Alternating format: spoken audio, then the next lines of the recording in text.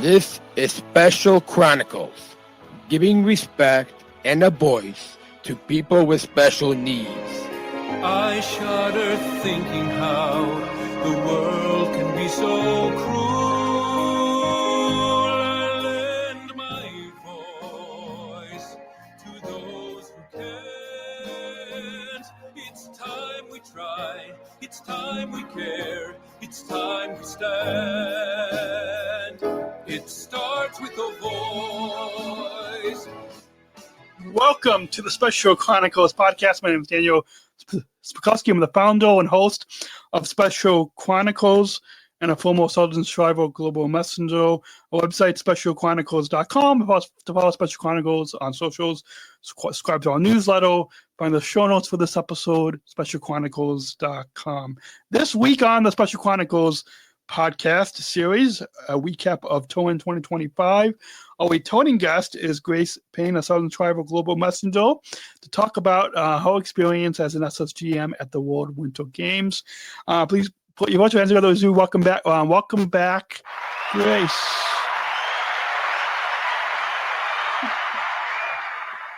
And we've got Molly here, so if those can see, this is Molly. Awesome. Yeah, so for those of you listening to the audio podcast, go check out the video on our YouTube to see the mascot. So you were a guest, I believe, was it last year? A year ago? Yeah, it was not long after the SSGM announcement, so probably about awesome. March, April last year, maybe. Yeah, that sounds right. Yeah, it's hard to keep track of all of the episodes, but fair enough. Yeah, so we'll try to. I'll try to. If any of you are listening and want to go listen to the last time that Grace was on, I'll put a link to that episode in the show notes if you all want to go back or just go on specialchronicles.com and you can do a search for Grace's name to find that last episode that you were on. But for any new listeners, we always have new listeners to the program. Tell us a little bit about your role as a Sargent Shriver Global Messenger. I mean, I know since I was in the previous class, but from your perspective, what's a Sargent Shriver Global Messenger and what does it mean to you?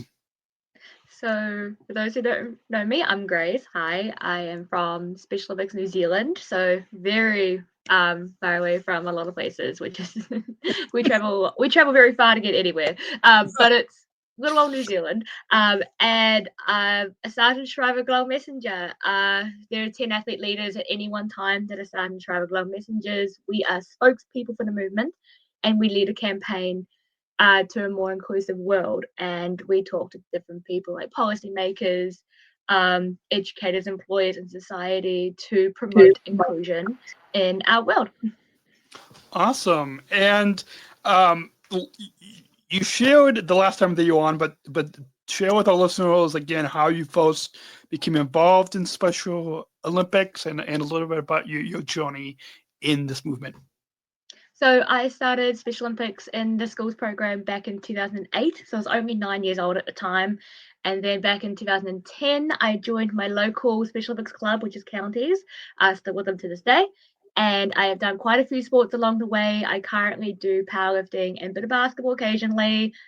We just had our 3-on-3 unified tournament for the first time in our local area, which has been amazing. Awesome. And I've been a Sargent Shriver since last year, and it has been amazing so far. It's gone so fast, but it's been amazing so far. Awesome. And the last time that you were on was just after your class, after the announcement of your class. So leading up to the World Winter Games, because we'll get into that in the next segment. But from the last time that you were on this podcast to all the way up to just before you went to Italy, what you share with us a little bit about what you have done as a Sargent Shriver Global Messenger? Mm-hmm. So back in May last year, we all met at Washington, D.C. We had our training, which turned out so good. We met with everybody, got to know each other. We even got to meet the Global Athlete Leadership Council crew. They also started their term last year. And something I got to do while I was over there is we had a Bank of America, it was Bank of America Special Olympics event that I got to speak part of because I had a grant funding from them. From the Global Athlete Congress in Berlin. So I got to talk a bit about that and kind of thanking them for all they do. And I have been to a few Special Olympics Asia Pacific events that I have been hugely involved with. One of them has been the Youth for Inclusion Summit that we had last year, which was athlete-led. It was amazing, along with our athlete leaders and youth leaders. And then I did a couple of sessions at the regional leadership conference that we have every year with Asia Pacific, where I got to lead goal setting session with our athletes, and also our athlete leaders got to do an athlete leadership session, like talking to new programs or that are new to the athlete leadership role. Awesome.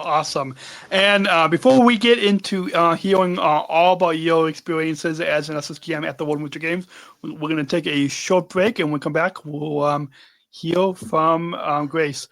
Support for Special Chronicles comes from listeners like you. Please join our supporters with a monthly or one-time donations. We're going to operate our studio and continue our mission, giving respect and voice to people with disabilities. Visit specialchronicles.com/give. That's specialchronicles.com/give to donate now. And if you want to access our bonus content and hear a little bit of the pre-show, you can join now at specialchronicles.com/plus. If you join now and donate, you can get access to that bonus content, specialchronicles.com/plus. And speak of the World Winter Games, which is always an exciting time as a Sargent Shriver Global Messenger. I know from the 2 World Games that I attended in that role, it was the schedule was always jam-packed, but a lot of exciting events to speak at and people to meet and so what makes these World Winter Games so special for you? For me, not only, well, it was my first Winter World Games, which is special in itself, and to be able to be a Sargent Shriver Global Messenger, it just makes it so special to be able to attend it in that way, and also seeing the games from a different perspective rather than from an athlete perspective, from an athlete leader or from an SSGM perspective. And what makes it special is like how, like the crew, with the SSGM crew, because we get on so well. We are like a chosen family. They make it so amazing. They make it so easy. Right, Brandon and David and the staff make it so easy. Even though there was times where it was tough because I got, like you said, like things could change at any moment, and like you got to be on your feet all the time. But like the crew that we have just makes it special and makes it so easy to work with. Awesome. And I'm sure it might be hard to pick one memorable moment, but share with us a few highlights and memorable moments from some of the whether it's a speech that you gave or an event that you emceed. What were some of the most memorable moments for you at the World Winter Games? Yeah, so some of the events I got to do, I got to do a speech at the Global Youth Leadership Summit. That was amazing. That was one held close dearly to my heart because I work alongside youth leaders in the Asia Pacific region, and I just love the whole, like, the athlete leaders and youth leaders working together, and it's just amazing. I also got to do a tour of one of the venues, the ice rink venue for our Coca-Cola executive, because they sponsored the whole building. So the ice rink had like the Coca-Cola branding as well as the World Games branding. There was an honored guest lounge where it's all Coca-Cola themed. It was fantastic. But one that was probably the most memorable and probably the most special to me is the fact that the closing ceremony in Turin, because there was 2 of them. There's one in Sestria, which is the mountains, and one in Turin. And the one in Turin was an athlete-led ceremony. It was planned and run by us as SSGMs alongside the staff, and we had an amazing production team. They've been amazing to work with. They've been patient. They've been amazing. And we got to run an event that was athlete led, and it was amazing because the athletes loved it. There was like a few speeches. There was like I got to be part of the pre-show of it, which was amazing, and got to interview a volunteer and some athletes. And another friend of mine got to interview a coach. And we even got to do a thing where we did recognition awards, where we went around, got people to scan QR codes to nominate athletes, officials, and volunteers to like recognize all the work that they've done. And we got to do that, and lots of dancing and party, of course, because that's what ceremonies are about, right? Especially Yes. the closing. But it's just amazing to be able to see that athletes can lead something like this, right? Yeah, absolutely. I love that. And I'm pre-recording this series out of Odo, but if our listeners here on the last episode with Lou, the chief of sport and competition at SOI, talked about that example that you just gave with the SSGMs leading the closing ceremony, and it's so impactful to see because I know Tim and Mary always talk about being an athlete-led organization. So to see, like I know my class had a legacy, but now seeing your class to begin in a new legacy and taking athlete leadership to a whole new level, with being the first world games where the closing ceremony is athlete. It's what like to see just how far athlete leadership has gone. What is that meant for you? Because it seemed really powerful. Yeah, it's crazy because like people outside of Special Olympics, I guess, when they see us, they think we can't do anything. We can't do XYZ, you know. But to see that we've led something like this, not just be participants in it, not just have some input, but leading it, it's like it opens a new world. And I hope that we carry on with this as we go on, like not just at the world level, but also your regional level, even your local level. And it's as simple as running.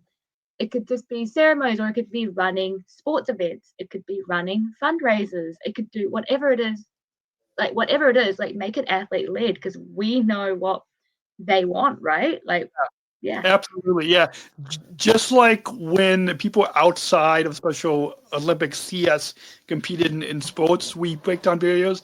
But now with like seeing you guys lead the closing ceremony and other speaking events and other events, we're already showing people outside of the movement just how much that not only can we break down barriers on the field, but we can break down barriers off the field as well.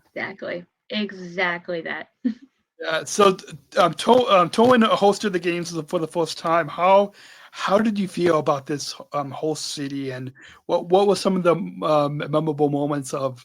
Because I'm sure that you and your class of SSGMs got to explore the city of Turin. So what were some memorable moments from the city?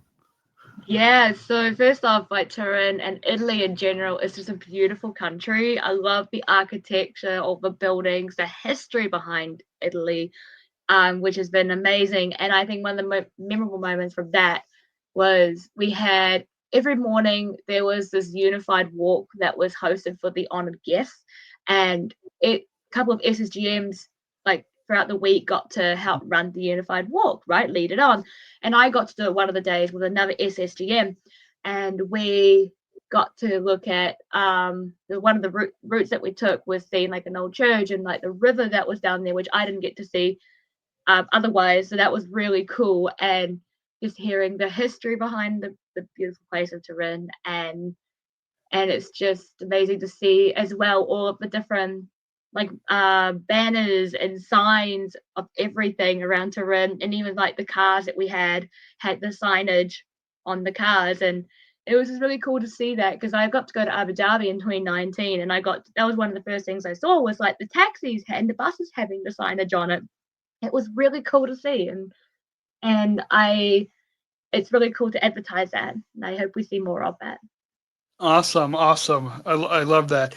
And as we talk about the athlete experience, this Special Olympics is all about inclusion and showcasing the talent of athletes, like both of us and the over 5 million athletes across the globe with intellectual disabilities. What message when you saw some of the competition at the World Winter Games in Turin, what's the message that stood out to you that of what these athletes will doing? Yeah, so the athletes that got to compete in these games are just incredibly brave and incredibly powerful. Not just because they got to compete, but also the sacrifices and all of the journey that it took them to get to this point. There would have been some sacrifice, there would have been some good, proud moments, some bad moments, and for them to go through all that to get to this point, to be on the world stage, like that is just brave and powerful, and all of the support they would have had from their families and support people. They work so hard to get there, and I hope that everybody just sees them with pride and just see how brave they are. I know brave, I'm using that word a lot, but just how brave they are to be able to be there, and it's just amazing. They're amazing people. Awesome. Yeah. Well, it's speaking of that word brave. That's the last part of the athlete oath, brave in the attempt. And I saw some clips from the opening ceremony, and I think when you and your class stood on stage with our chairman Tim Shriver, I think Tim also talked about that message that this is Special Olympics country, and he talked about how as athletes will brave.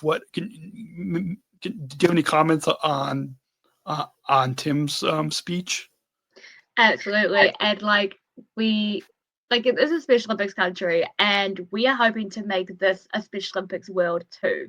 Like, we want to spread this beyond Turin. Like Gilmore said, like in his speech, you might have seen where he said, everybody comes to Turin, but then when they leave, carry on that legacy, carry on the stories, the hype, the love that we have in Turin, carry it on, because we will make this a Special Olympics world if we do so.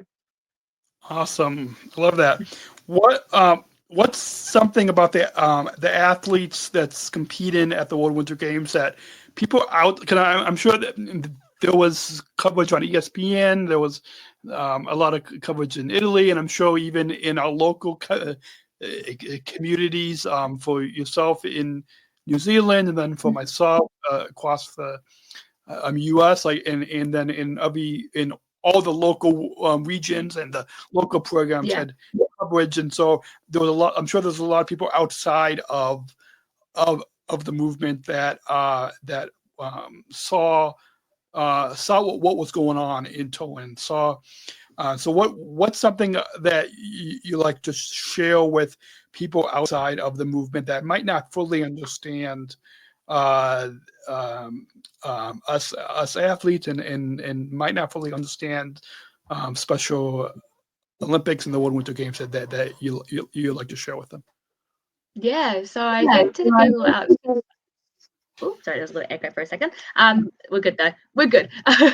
So the people outside of Special Olympics who see this, I want to invite them to join us and just have a look in, because I bet you one minute spending with us will change your life forever, and you will see a whole new world that you never thought was possible. They would just feel the love, the joy, the unity of Special Olympics, and why we do what we do, because we want to make our world a more inclusive place, not just for our athletes, but for everybody involved. And we want to include everybody in, welcome everybody in. And I hope that they see that out on their screens at home, seeing what's happening in Turin, saw what's happening in Turin, and think, I want to be involved. I want to be in this environment because I just see the love, the joy that they spread.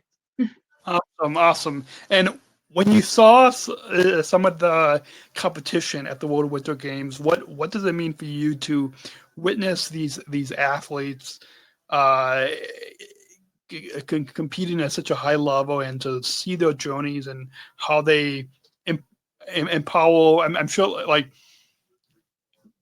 when you're at the World Winter Games, you're there as an athlete leader, you're there as a Sargent Shriver Global Messenger, but I'm sure as athletes, we also empower and inspire each other. So what does it mean for you to witness them competing?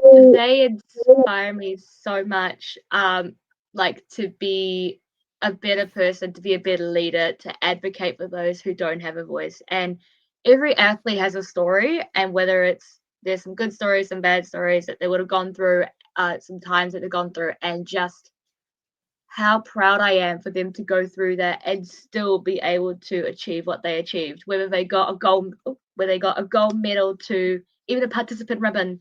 Like just the idea, just the fact that they got to go on the world stage makes me so proud. And that's all I want is the athletes to be able to do that and be able to compete. And for some, it might not be world game. For them, it's just competing at local level, and that is fantastic.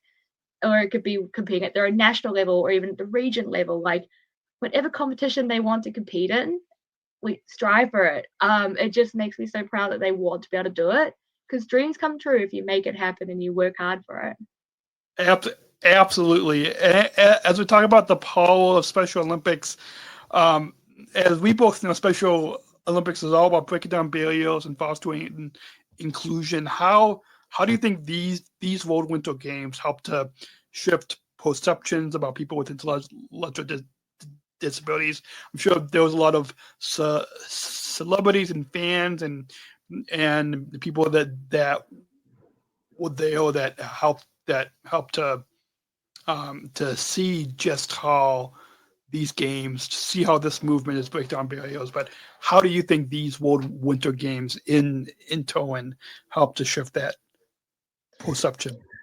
I hope that it shifts the perception that we can do anything that we put our mind to, and that, like I said earlier, if like people are watching it from home on their screens, or if celebrities or people see it online, I just hope they see the love, the joy, the hard work the athletes have put in, and how inclusive we are to welcome anybody into our world, like anybody. And you know, like I just hope that we foster that. I hope that we do that, and especially not having the World Games since 2017. I hope that it's a long time since we've had a World Winter Games. So I hope that it just, especially in the winter sports community, I hope that it just brings that out to them more. Awesome, absolutely. And as a Sargent Shriver Global Messenger, I'm sure you got to talk to a lot of volunteers and sponsors and supporters and other athletes. And so in a lot of your engagements and that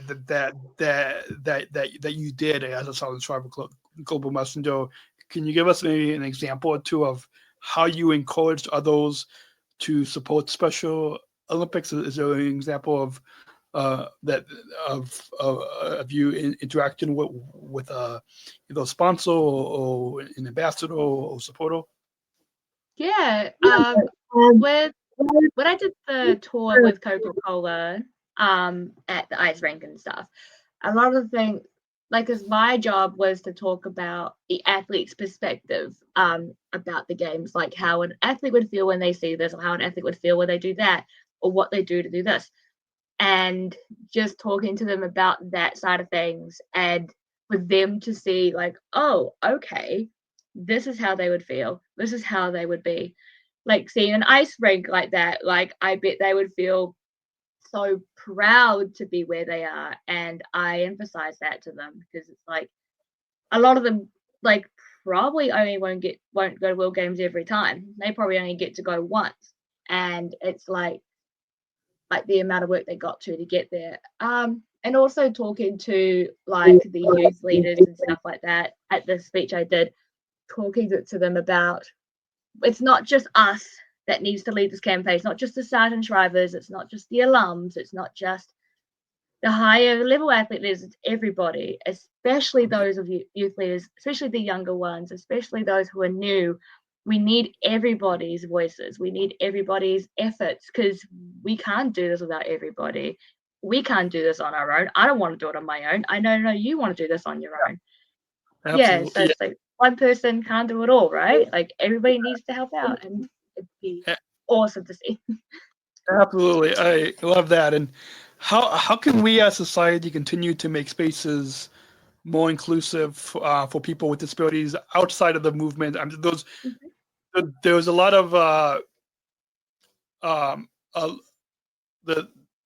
the games is just one thing, but those when people come home after the World Winter Games or after their local or regional or national competition, they'll back in their own life.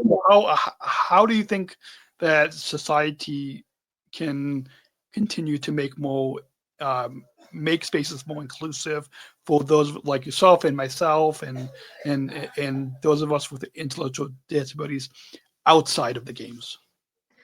I think, like in schools, for example, like if there is a child who needs additional support, I think it's like as a teacher or as an educator, take the time to talk to the child or the student or the parents, whoever that may be, the support people, to come up with like plans on what to do if they were overstimulated in the classroom. What can they do? Can they go out and take a break? Can they go to make a quiet space in the classroom for them to, decompress and carry on? Or if it's like, if they need extra time on tests or whatever that is, or might be some note taking, whatever that is just coming up with a plan together on what we can do. If it's like employment, like same thing, like what can you do when, like, do they need extra time to give instructions to them so that they can be like, okay, this is what I need you to do, and talk to them in a way that they understand. And getting to know, like, the biggest thing I think is just getting to know the person like a friend, get to know somebody with an intellectual disability like a friend, like talk to them, get to know them, and you will understand how they work and how you can best support them and how they can best support you when there are times where you struggle. So I think it's just a matter of you see the Special Olympics community, you see what we do in the games, foster that into your own everyday lives. Awesome. I love that. That's a powerful message. We're going to take one final break to mention a couple of our sponsors for this podcast, and then when we come back, we'll get into, as we look to the future, especially talking about the motto, "The future is here," with our friend Grace Payne, Sargent Shriver Global Messenger. After this short break, to let you all know that support for Special Chronicles comes from the ComEd Energy Force Ambassador Program, the country's first energy and solar effective education program designed for and taught by people with disabilities. Learn more at specialchronicles.com/ComEd. And support for Special Chronicles comes from United Airlines Bridge Disability Business Resource Group, connecting people of all abilities. Learn more on United's commitment to disability inclusion for employment and travel, including hiring Special Olympics athletes like myself as employees. You can learn more at specialchronicles.com/United. That's specialchronicles.com/United. And as we look to the future, the games model that I'm sure was all around, and the games was the future is here. And what does this games model mean to you? What does the future is here? What does that mean? The future is here means to me, it means that we are here and it's only going up from here. The future that like we hope to have is here, and we want to like with the closing ceremony, for instance, being athlete led. That is the future. That is something that should have been done a long time ago. That should have been something that should have been implemented. Like from the get-go. And I know we're all learning and we're all growing, but the future is here. We are going to learn all the time about what we could do to make inclusion and our world a more better place, make our world a more inclusive place for all. But yeah, that was something I got to do at the closing ceremony, actually, with an interview with a couple of athletes. We got them to scream, "The future is here," out into the crowd to show that we are here. We are the future, and we're going to make it happen. Awesome. I love that. And what you said about how, and kind of jumping back to how you said that the SSGMs led the closing ceremony, and how taking athlete leadership to a new level, that's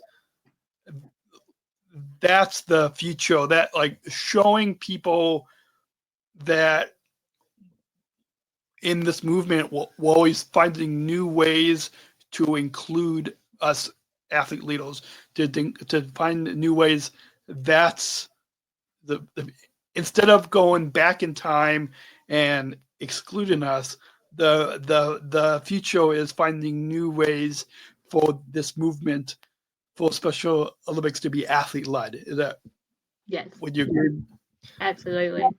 Yeah, awesome. So what are your hopes for the future of Special Olympics, both since in your role as a Sargent Shriver Global Messenger, both on the global level, but then also at the local and regional level as well, and for both globally, but then also for your for the Asia Pacific region, and then also for your local region in New Zealand, kind of all from global to regional to local. What do you hope for the future of Special Olympics?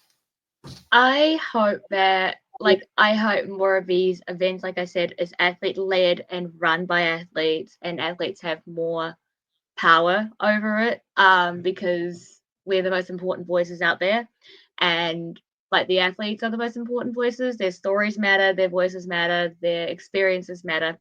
And I hope that like it does start from the local level. Like it's simple, like I said, is the athletes running a local event or even help organize a local event. That's what I do in my local club anyway.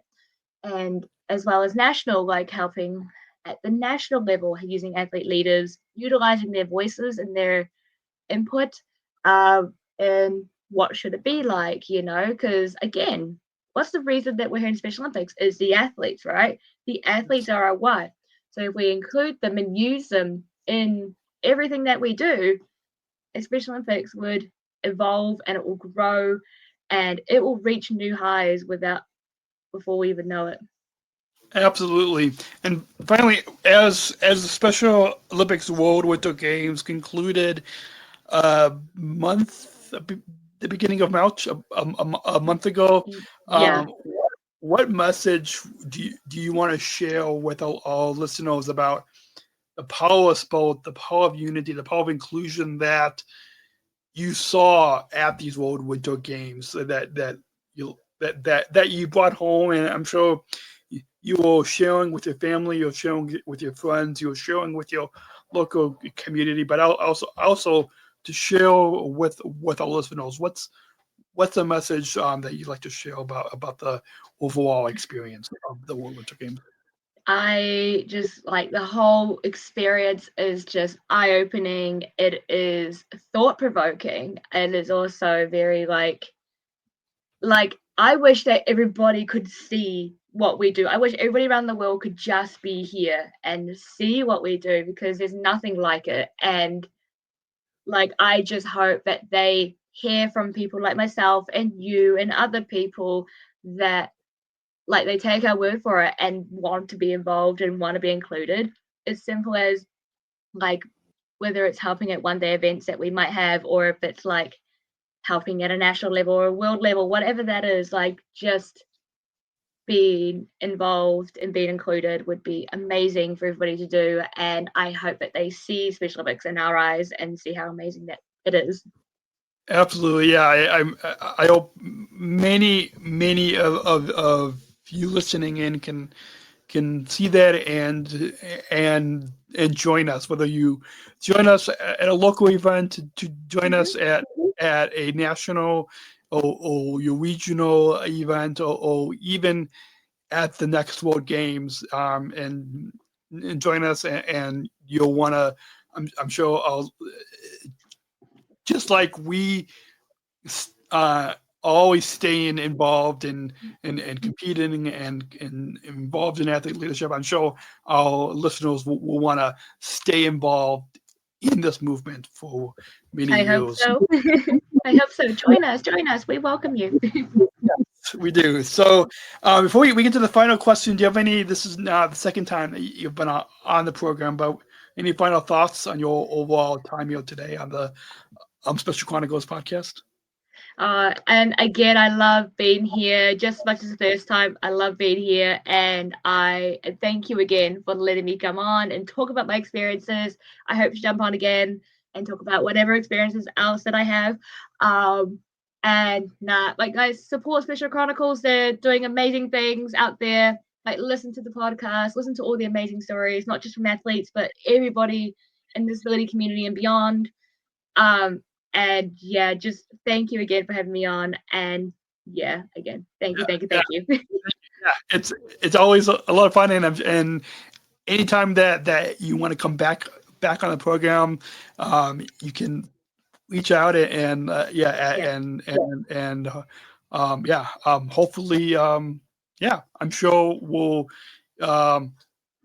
hopefully get to meet up again in person, and maybe even in Chile if I come out there. That'd be awesome.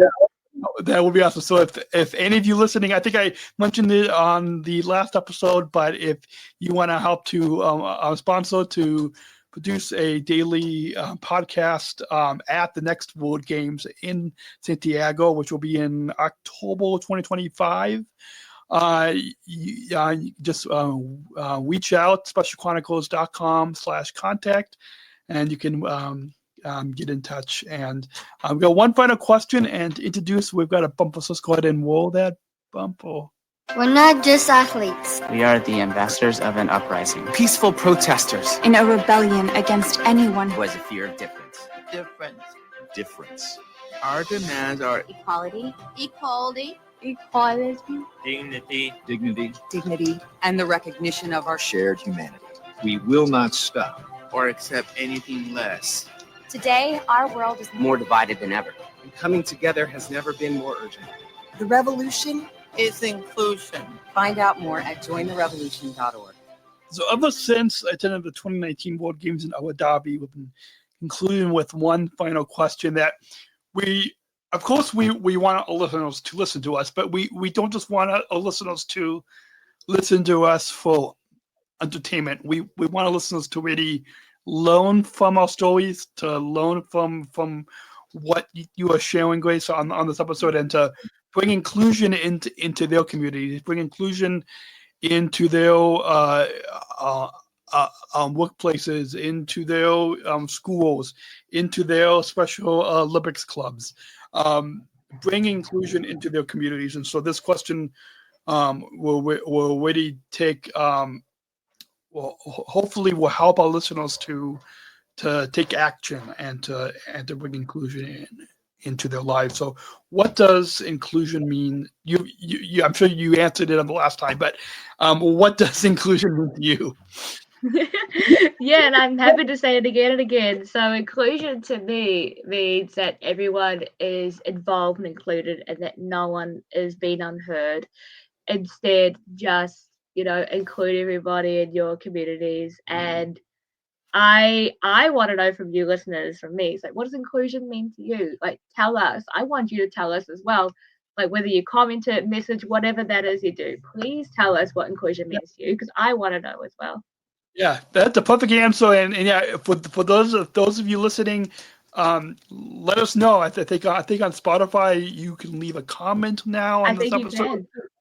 So if you guys all listen to us, go leave a comment on Spotify. If you're watching this on YouTube, you can leave a comment and tell us tell Grace and I what inclusion means to you, and we would love to hear from you. Thank you again, Grace, for coming back on the Special Chronicles podcast. It was a lot of fun to hear about your experience as an SSGM at the World Games. It's always a busy time, but impactful. I know from my experience at 2 World Games, it was really impactful. And I was just one of my mentors at when I was at the World Games in Abu Dhabi. I was just texting with him yesterday about some of the memories from my time in Abu Dhabi, which was 5-6 years ago, and for years to come, the memories that you had at these World Games, you'll be able to look back at pictures and just have empowering memories. Yeah, I'm very excited to see where this takes me, where it takes us to the Special Olympics, and I'm so looking forward to as well as Summer Games in Chile in 2027, it'll come very soon, very, very soon. I know that it'll starting to get organized very soon. But yeah, thank you so much again, Danny, for having me on, and I really enjoy being here. Yeah, thank you. And for all of you listening in, a few final plugs. You can shop our merchandise store, Disabled Voices Medal collection. We have t-shirts, hoodies, coffee mugs. 60% of the profits go back to Special Chronicles. So you can shop right now at specialchronicles.com/shop. And tap that follow button on Spotify, Apple, subscribe on YouTube. That follow button is somewhere wherever you're listening. I don't know. It's up there, down there, somewhere. Up, down, wherever that is. You guys know where to find. I think it says follow, subscribe, something, and because you do not want to miss. You guys can go back and listen to the last episode with Lou, who is the chief of sport and competition at SOI. And also coming up on this series, as we look back at the World Winter Games in Turin, we'll be talking with a USA athlete who competed, Tyler, who competed in alpine skiing, as well as Mary, who competed in snowshoeing, a coach, because it's always good to get a coach's perspective. 2 athletes competed in dance sport, which is a new sport at these games. Also, we'll be talking with an athlete who competed in alpine skiing, and then we'll be talking with a couple of people who attended the Global Youth Leadership Summit, because it's always good to get that perspective. So that episode will be coming up in the middle of May. And then we'll be talking with Sean Ferguson, Chief of Global Government Relations, about the Global Coalition for Inclusion, which is another event that I think you and your class probably attended. And then we'll be talking with a couple of sponsors from United Airlines, and then a volunteer and board of directors member for SOI. So all those, some exciting episodes every Monday. New episode will drop, so stay followed, subscribed, and thank you again, Grace, for coming on the Special Chronicles podcast. Thank you so much. And until then, we'll cut you on next week. Remember, choose to include, and we'll see you next week, same time, same place on specialchronicles.com. Thank you for listening to this episode of the Special Chronicles podcast. Our podcast was produced by Daniel Smukowski on the Special Chronicles Network. Follow Special Chronicles on Instagram, Facebook, Twitter, LinkedIn, and YouTube. Subscribe, rate, and review Special Chronicles on Apple Podcasts, Spotify, or wherever you listen to podcasts. Our website, specialchronicles.com, where you can stream our archives of over 500 episodes for free. Also, there's a list of our favorites, original series, award-winning columns, and blogs. And sign up for our newsletter to receive exclusive bonus content delivered to your inbox. Again, specialchronicles.com. Special Chronicles is hosted by Podbean Podcast Hosting. Our live streams are powered by StreamYard. Thanks, as always, to our business manager, Adam Smukowski, who always encourages us to never give up. I'm Daniel Smukowski. Back next week with more stories.